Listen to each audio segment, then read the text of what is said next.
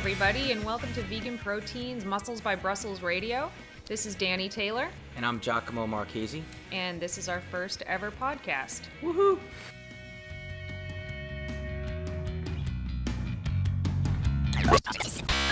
My name is Giacomo. I grew up in Brooklyn, New York. Spent the first 27 years of my life there.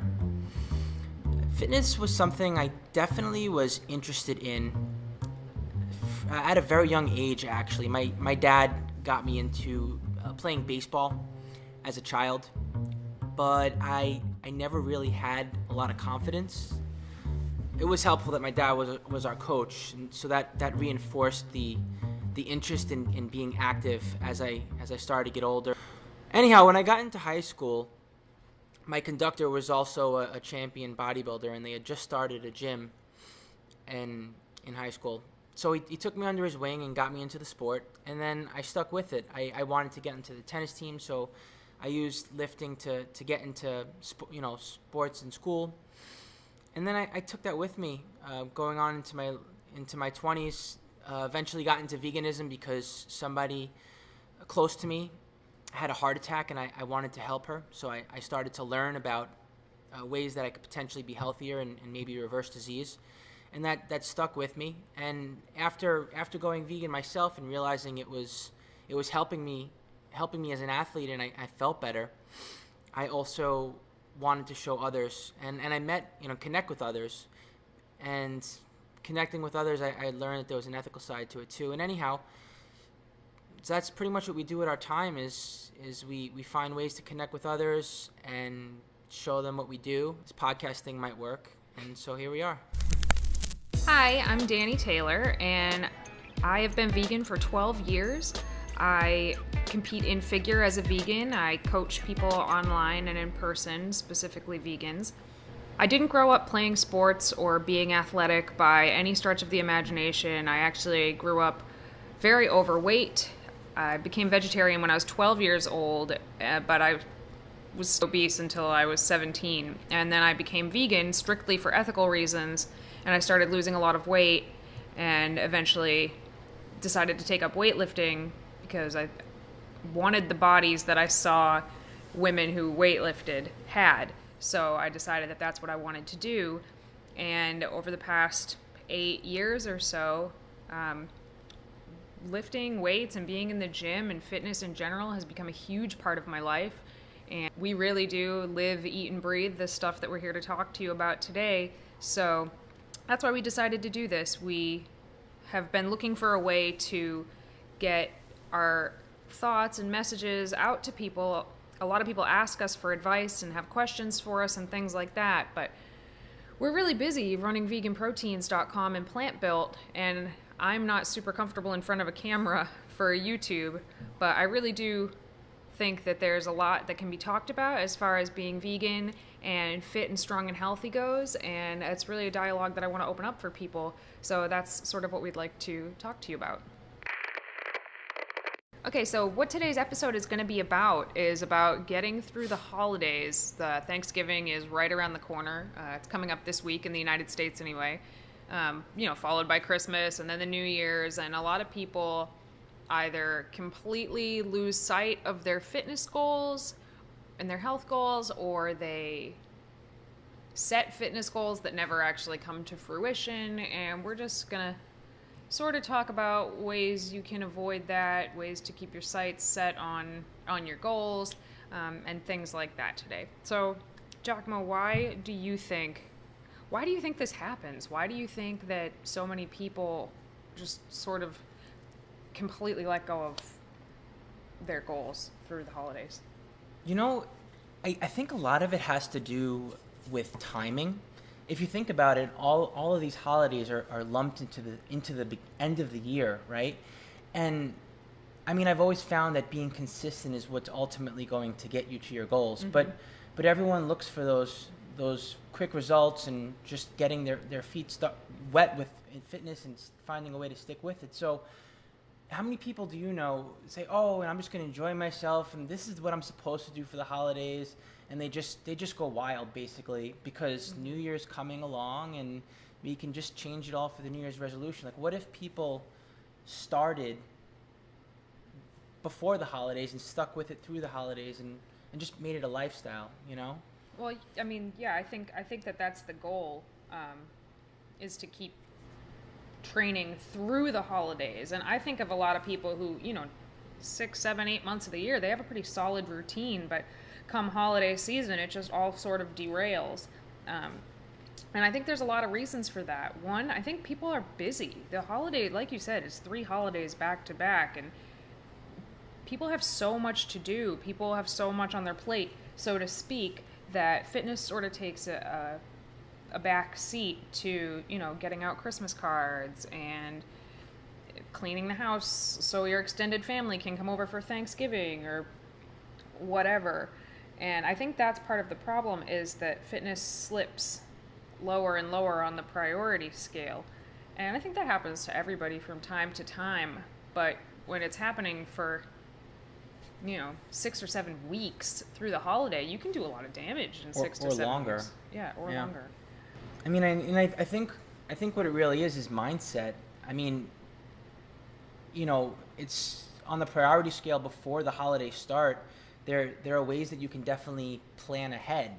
I mean, obviously you can't foresee everything that's going to happen when you're visiting friends or family or traveling to somewhere where, obviously your routine is going to be out of sorts. But if you sort of plan for ways to improvise, there's things that you can do to.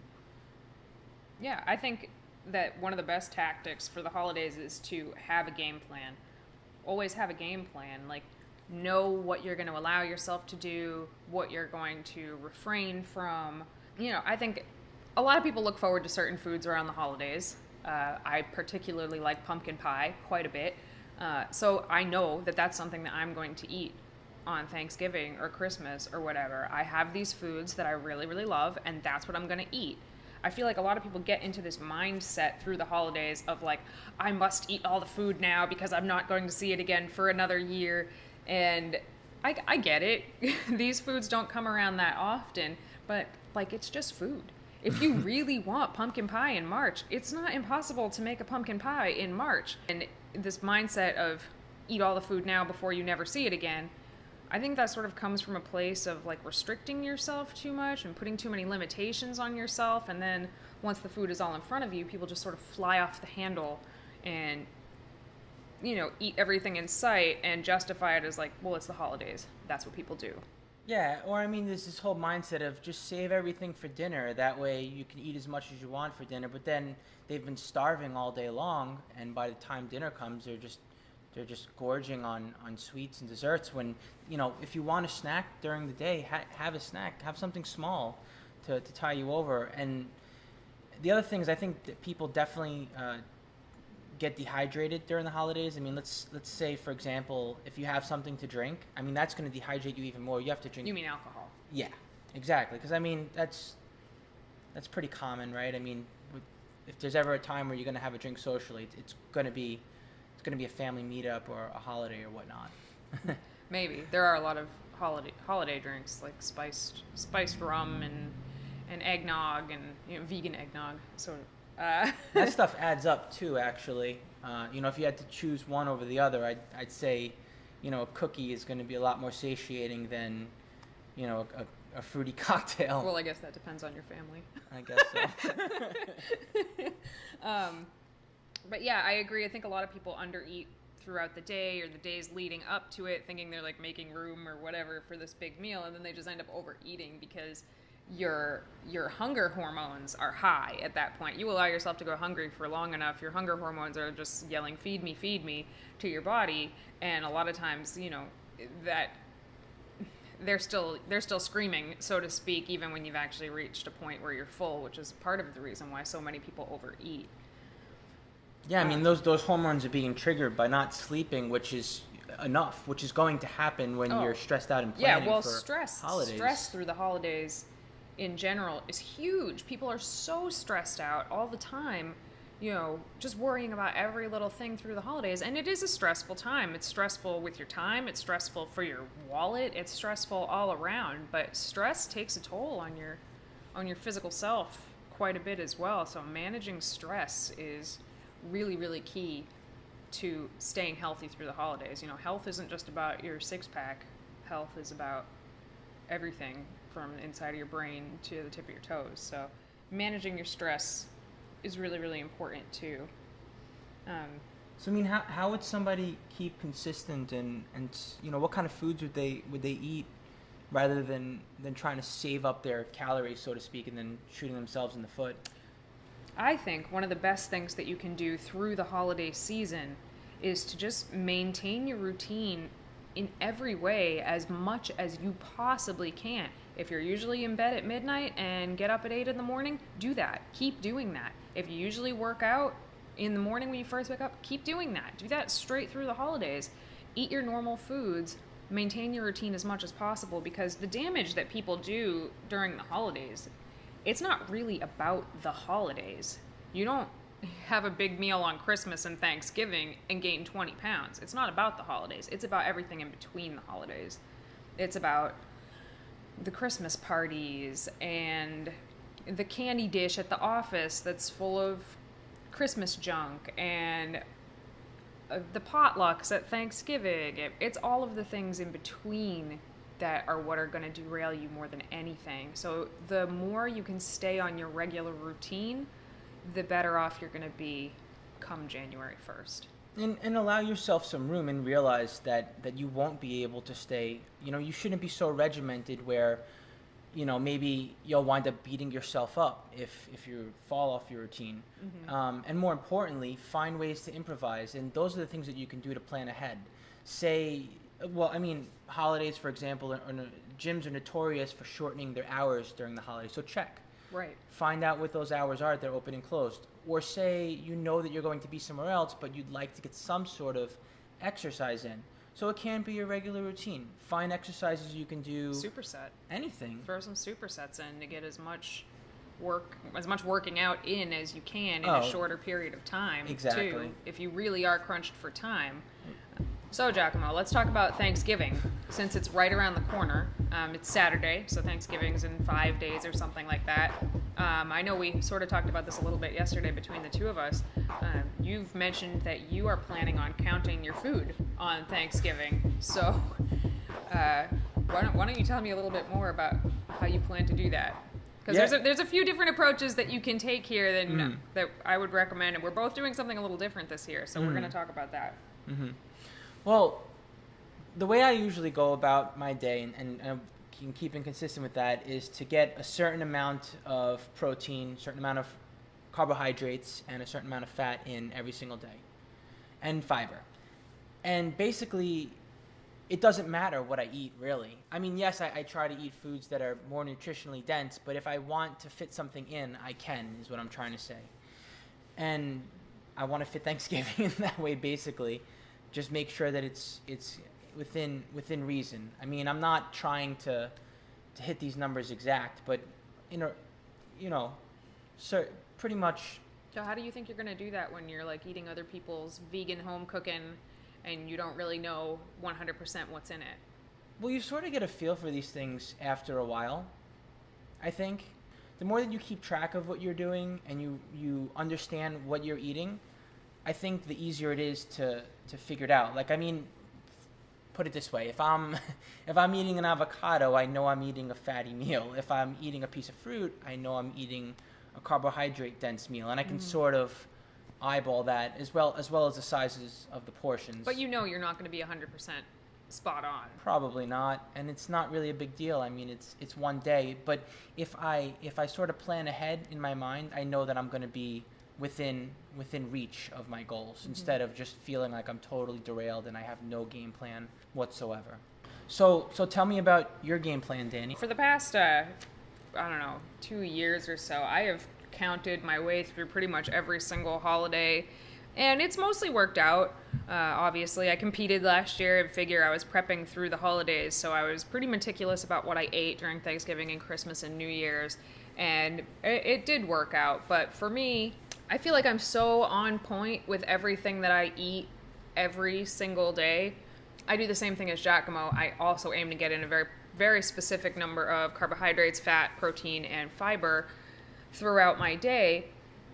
And so on point with it every single day, all the time. So I feel like for me, it's a good exercise for me to not count things all the time. And for a lot of people, when they, put everything into MyFitnessPal all the time and then they have a cheat meal or a cheat day or whatever, they just fly off the handle, eat everything in sight because there's that mentality of I need to eat this all right now because tomorrow I have to be back on my plan or whatever. And I don't agree with that. So for me, it's almost a learning experience in mindful eating. And that's kind of what I'm planning on doing through the holidays is I'm just going to eat what I want to eat that's there. Everything is we're hosting Thanksgiving this year, which is awesome. Because everything's going to be vegan, fully vegan Thanksgiving. No having to ask everybody 1,000 questions and not trusting the food. So I'm going to eat pretty much whatever I want for that day. And knowing that I'm cooking 90% of the food, it's going to be foods that I'm happy to be eating anyway. And just sort of self-monitor my fullness. I know what it feels like to be full. I know what it feels like to be hungry. I know what it feels like when I'm gorging myself. And I think that learning how to get through the holidays without obsessing over every gram of everything is going to be really good for me. And I feel like I'm a big believer in counting. I'm a big believer in tracking what you eat. But there is a level of obsessiveness about tracking that you see in a lot of people who do count their food. They get very, very obsessive over it to the point that it takes away from their day-to-day life. And luckily, I don't feel like I'm like that in general.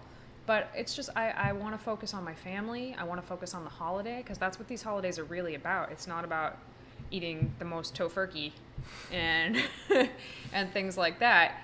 It's about spending time with your family and being thankful for what it is that you have. And to me, I think not focusing on the food so much is really going to allow me to do that a little bit better. Yeah, and eating intuitively, and that's definitely the way to go. And I mean, I've noticed for you, Dani, you've been doing this for a while. Actually, been begging me to keep a little keep track of my food instead of just eating the same things every day. And and for me that was working for a while, but like you've taught me, it's not sustainable for the long term. And no, not at all. And you can do it, but don't you want to, like you said, not consume yourself with this and enjoy the company and enjoy different types of food. So, but what's interesting for me, why I'm taking this approach is because I feel like I'm actually enjoying it a lot, because the more that I count stuff and it teaches me and it reinforces me to understand what I'm eating and how it impacts my meal plan for the day. And I'm definitely finding some satisfaction in that. Right. Maybe for like Christmas I would do it a little differently. For example. Well, you're still learning how to track your food and count your food and hit your macros and things like that. So yeah, I mean, I think getting through a holiday, eating, there's a lot of different ways you can learn to be good at it. And like anything else, it takes practice and time. And I think doing it this way through the holidays will be perfectly fine, as long as I don't have to calculate all your food for you. Then we're cool. You can do it however you want. And here's another question, Dani. What about traveling? What about when you're out of your routine and you're on the road for sometimes even days? What about exercising then? We travel a lot. We travel quite a bit. Eventually we're going to do a full episode on how to stay in line with your goals while you're on the road for extended periods of time. But I don't have a ton of experience traveling through the holidays per se, but I can use the knowledge that I have from traveling at other times to sort of work our way through this here. Traveling and getting your workouts in is not easy. There are things you can do, especially with our workouts, where the type of workouts we do, you're not going to do them in your room. You're not going to do them in your hotel room with a jump rope and a 5-pound dumbbell. It's just not going to happen. We lift really heavy weights, compound movements. We need to get to a gym. You can check out the gyms in the area of where you're going before you go and call them. A lot of times we call gyms when we get to a certain city and just talk to them over hey, I'm in town for a few days. Can I get a pass? How much is it going to cost for me to have a pass? Sometimes they'll do something cool, and sometimes people will just say, oh, that's fine, just come on in and we'll let you train here for the week. And of course that's always awesome, and we always try to repay those people kindly by mentioning them on social media and things like that.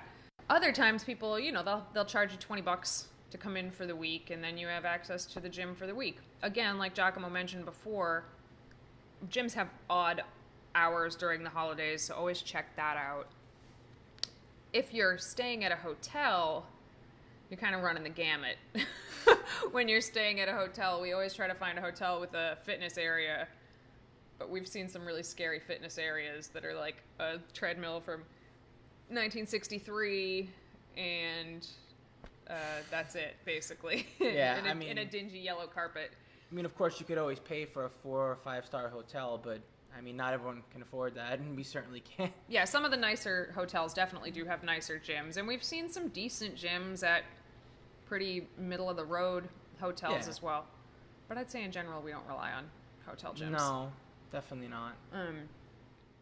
There are some workouts that you can do in your house, in your hotel room. If we're doing cardio, which we don't do a ton of, and we mostly just do really intense HIIT cardio. I mean, you can do that outside.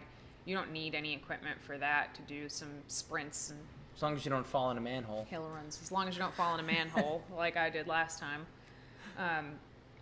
But calling ahead, finding a good gym, finding one that's close to where you're going, because if you're already in a city you're unfamiliar with, you don't want to be traveling all over the place in places that you're not super familiar with. And bringing some food, particularly for vegans who are traveling, I feel like this is huge. Yeah, definitely. And you'll find snacks that are easy to pack on the road that you wind up enjoying and that are your go-tos. But I mean, a lot of times people are going to their family's house, and for most vegans, they're maybe the only vegan in their family, and maybe their family doesn't understand that they're vegan, so it's hard to find food even when you get there. So some things that we like to travel with are like pre-cooked packets of rice and beans. Those are really, really good. I mean, you can make a straight meal out of those. I think it's just Uncle Ben's. I don't know. They're the orange. Yeah, it's an orange package. I think it's just Uncle Ben's, and they make a bunch of different pre-cooked rice and some rice and beans. You got to check the label. Not all of them are vegan, but quite a few of them are. They're very tasty, and you can just mix them with some, steamed broccoli, which you can find pretty much anywhere, and you have a complete meal there. How about the packaged tofurkey deli slices? Those are pretty easy to go, and you can get a little bit of protein in too. Make a sandwich. Yeah, we do typically travel with some tofurkey slices. Cliff Builder bars are a good emergency food to have on hand. Obviously, things that you can find anywhere, like packaged nuts and bananas and apples, like Giacomo mentioned, are really good as well. But the packaged stuff is good because it keeps too. I mean, sometimes you might have food that you're driving late and something stays in the car overnight. I mean, the deli slices are not going to spoil overnight. And of course, you can travel with protein powder as well. Typically, it's pretty easy to find your carbs and fats when you're on the road or even in an airport. These are pretty easy things to find. But protein powders in general, vegan protein powders, you're not going to find those everywhere. And if you're trying to hit specific numbers for the day, some individual packets of like Plant Fusion or Raw Fusion or something like that are a really good thing to have. Pro tip, you can bring protein powder on the plane. A lot of people don't know this and think you can't bring food on the plane. You can actually bring any food on the plane as your carry-on as long as it is not liquid, which peanut butter and hummus both quantify as liquid. So don't bring those on the plane. But you can get those little Justin's peanut butter packs, the little individual ones, and since they're less than whatever the small amount you're allowed to bring is, you can bring those on the plane. They make some little hummus packs too now that I bet you could bring as well. But we've even brought, a 1-gallon Ziploc baggie full of protein powder that I don't recommend that. Probably looks a lot like we're trying to smuggle drugs. Because, if you have stuff that's packaged and sealed, you're less likely to be searched. Not that you can't get let through, but it's just gonna, you don't want to add an extra 10 minutes and have someone search your belongings and rummage through your bag. So I would suggest the packets. It's not the most convenient thing. But my point is, you can bring all that stuff on the plane. And I know that when I talk to people, a lot of people are shocked that you can bring food on a plane. You totally can, which also helps with dealing with horrible plane food when you're traveling.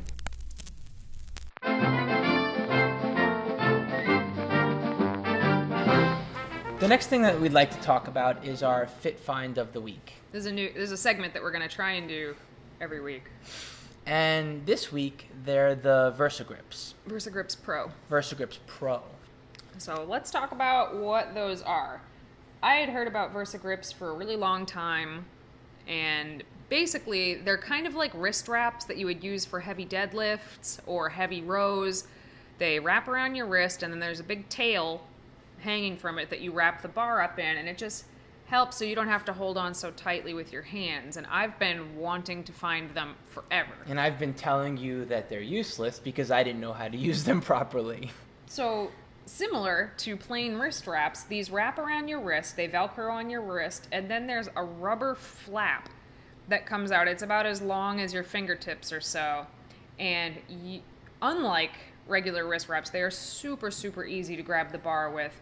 You can wrap each one of your hands without use of the other hand. If you've ever tried to wrap things up with wrist wraps, one hand, like let's say you're wrapping your right hand, you use your left hand to wrap it up, and then your poor little left hand has to try and wrap itself up.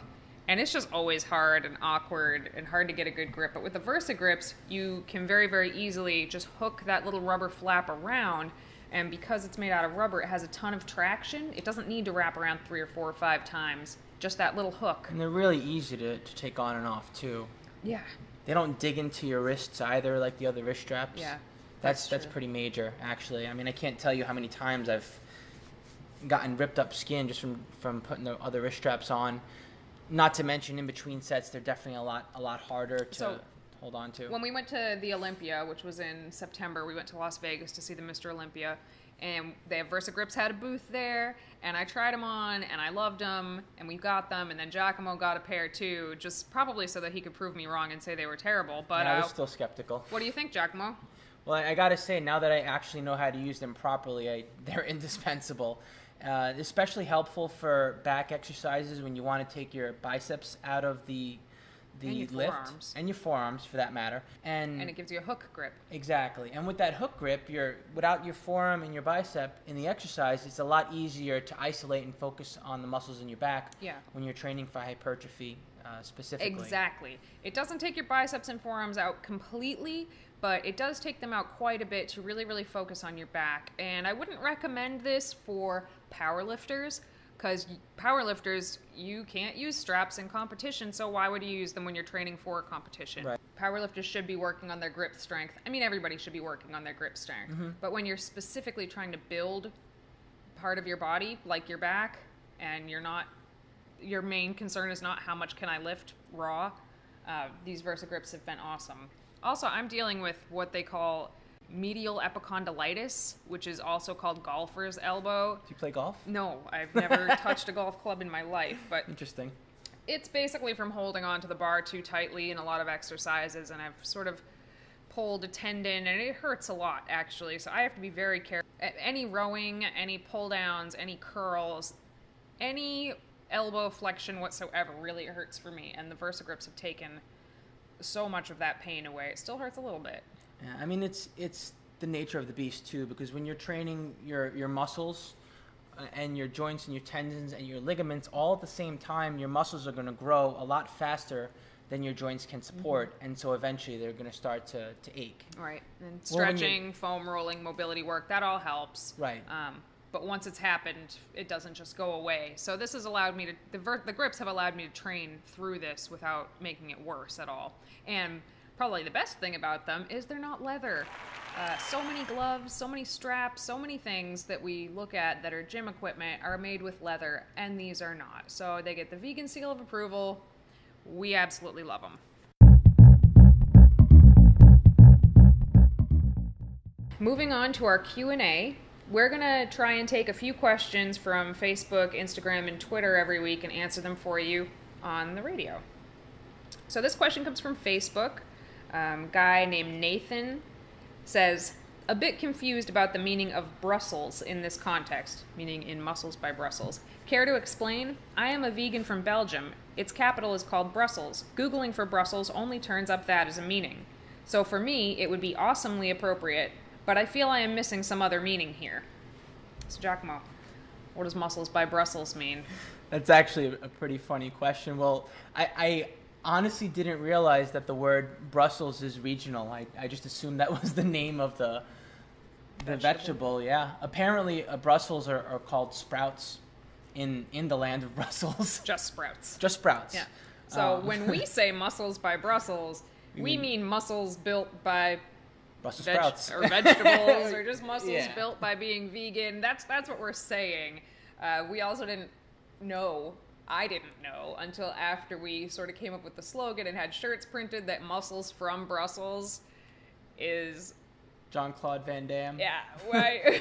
Professional badass. Because he's from Brussels, and yeah, we didn't know that. Definitely not a guy you want to piss off. This was not a play on Jean-Claude Van Damme or the capital of Belgium. This was just about building muscles with plants. Yeah. All right, so hopefully that clears up any miscommunication there.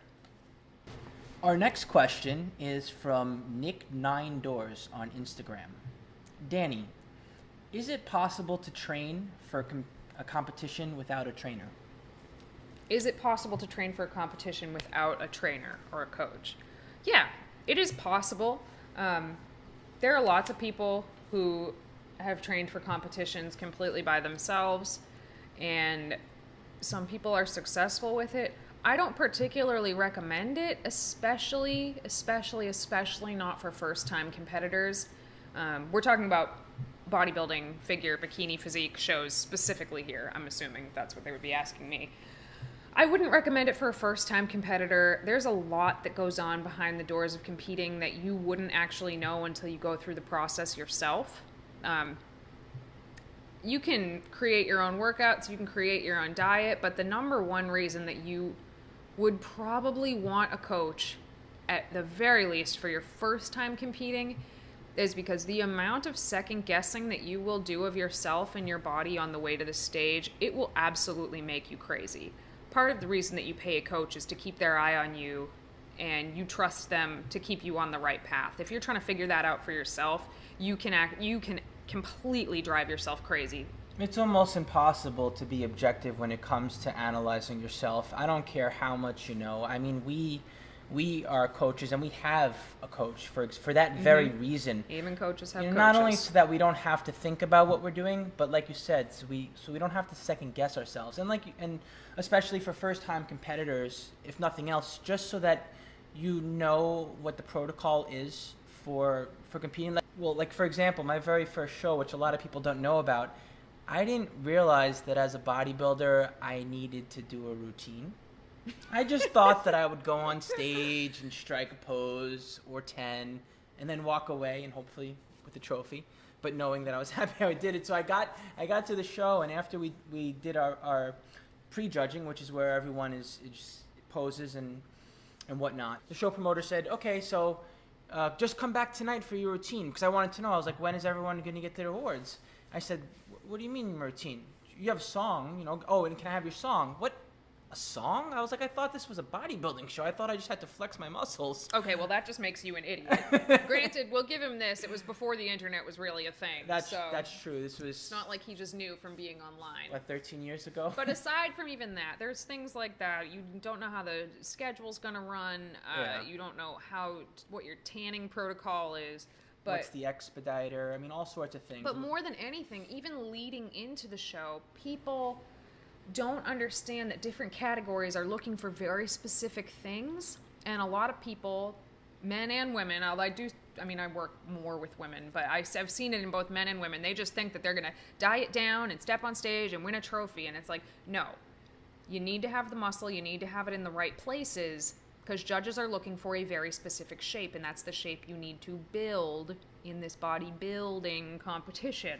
So, you know, if you decide that you want to train for figure, but you don't have any lats going on, you're not going to do well. But you wouldn't necessarily know that without somebody there sort of helping you through it. So yes, you can compete without a coach. And I think that after a few rounds of it, with somebody looking over your shoulder, I think a lot of people could probably coach themselves into their own shows.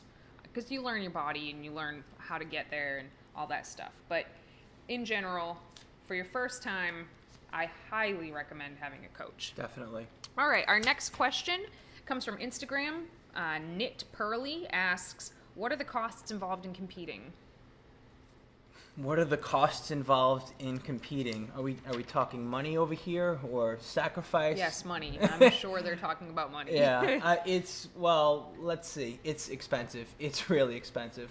So there's the registration fee. The registration fee, which is around $50. Then there's also the polygraph, the lie detector test to make sure that you didn't use any performance-enhancing drugs, steroids, or anything like that, because we compete in natural shows. That test is usually around $45. So just the sign up is $100 right then and there. Your outfit, if you're a guy, it's a lot more affordable. It's a lot cheaper for guys. I mean, opposing trunks are at the absolute most maybe $45, but sometimes and you can find a woman's suit anywhere from $100 to well over $1,000, depending on what you're looking for. I got a pretty middle of the road suit, and it was $300, and I'm gonna wear the hell out of that thing. Yeah, I mean, depending on the class too, you also need heels. Heels. Yeah, like for figure, $50. for example. Mm-hmm. The tan is like $120. You do your own makeup. Also, you can do your own makeup and your own hair, but a lot of people prefer to get that done professionally because the way you would do your makeup or hair for day to day, it doesn't even come close to how much drama they need so that they can actually see it from the stage. You graded on it too. I mean, it's that's part of your score. People don't even realize that. Mm-hmm. They just think they're judged on their the size of their muscles and the shape of them. And it's that doesn't even overall remotely appearance. take into account, your travel. If you're traveling to a Yeah. show, your lodging, if you're staying at a hotel, your training, if you have a coach going into it, your gym membership fees, your posing classes. Oh my God, that's huge. Yeah. If you don't know how to pose, take posing classes. It'll be so worth it, but it is not free. So basically, just one competition can run you anywhere from maybe $400 to several $1,000s. So even at the cheaper end, it's not cheap. I mean, I'd say 400 even is Low? Yeah, because I mean, even if it's a local show, you're not going to want to wake up and drive there from your house. You're going to want to get settled right next to wherever the venue is, most likely. So the very short answer is that It's expensive. competing in bodybuilding, figure, bikini, physique, they're very expensive. Whatever you think it is, double it. Yeah, that's a good Honestly. way to think of it. Whatever you're expecting to pay, double it. Okay, so we just got a question on Twitter just this very second from Shroom Factory. The question is, when attempting to gain weight, is it best to eat fewer larger meals or frequent smaller meals? Go ahead, Giacomo. Was that when attempting to gain weight or lose weight? Attempting to gain weight. Attempting to gain weight. Is it better to eat fewer meals, larger meals? Meal optimization is definitely somewhat important, but it's not a deal breaker. It's helpful to space out your meals for a number of reasons. I'd say most importantly, because you can only digest so much protein at once, and when you're trying to gain muscle, you definitely want to make sure that you're getting a certain amount of protein in. Right, but I think more than anything, it really depends on your own preferences. Do you like to eat bigger meals? Is it hard for you to get all your food in? Because if it's hard to get all your food in, you're probably going to be better off eating smaller meals more frequently. But some people don't have that problem, and they'll get all their food in for the day in, 3 squares. So some people don't have time either to just eat 5 meals a day. I mean, Right. It's not necessarily practical for most people to be eating all the time. I mean, let's say you have a job where you're on the phone. You can't just be snacking away at your desk all day long. You can drink smoothies and things like that. Well, and actually, smoothies are a really good way to get True. calories in because it's just so much easier to get down if you get really full. But I would say the ideal number of times to eat specifically for muscle protein synthesis and growing muscle would be 4 to 5 times. Yeah. I mean, even 3 is not, it's not 3's terrible. not the end of the world. No. But 4 to 5 is about as many times as muscle protein synthesis can be stimulated throughout the day, I believe. Yeah, I'd say so. And any more than that, I think it's just a bit excessive. Unless that's what you're more comfortable with. Correct. If you enjoy eating small, frequent meals, who are we to tell you not to? Yeah, however you can get your food in, whenever you're hungry, eat. Exactly. Well, if you're trying to gain weight, even when you're not hungry, you probably got to eat. So. Yeah. All right. So hopefully that answers it for you. It's really up to your preference. Just make sure you get it all in one way or the other. Thank you, everyone, for listening to our very first podcast. We'll be doing these hopefully bi-weekly, and we'll have lots more to talk about. Please stay in touch with us on Facebook, Instagram, and Twitter. Let us know what your questions are, and we'll be happy to answer them next time.